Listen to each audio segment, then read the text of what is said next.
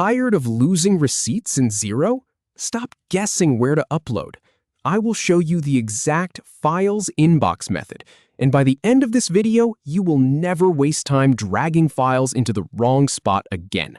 First, log in and navigate to your organization. Then we will click through to Files and upload your document. Simple as that. All right, so grab your computer and let us get started. You are going to want to open up Xero and log into your account. And here's the thing, do not worry about finding the perfect section yet. That is what the Files Inbox is for. It catches everything and sorts it out later. So just go ahead and sign in like you normally would. Now that you are logged in, take a look at the top left corner of your screen. You will see your organization name listed there. Go ahead and click on it.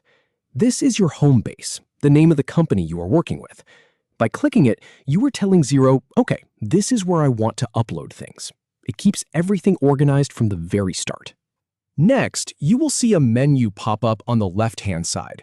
Look for the option that says Files and click it. This is a central hub where all your documents live. And the really smart part? There is a special section inside here just for incoming documents. So by clicking Files, you are opening the door to the right place. Now, once you are inside the Files area, look for the button that says Upload to Files Inbox. Click on that. This is your golden ticket. The Files Inbox is a holding area where your documents wait to be processed. You do not have to worry about filing them perfectly yet. Just get them in the door. So go ahead and click that Upload button. A window will pop up asking you to select a file from your computer. This is where you browse to wherever you saved that receipt or invoice or document. It could be a PDF, a photo, an Excel file. Xero's pretty flexible here. Just find the file, click on it, and hit Open. And one quick tip, make sure the file name makes sense. If it is called Image 23, you might want to rename it to something like Office Supplies Receipt June 2025. It will save you headaches later.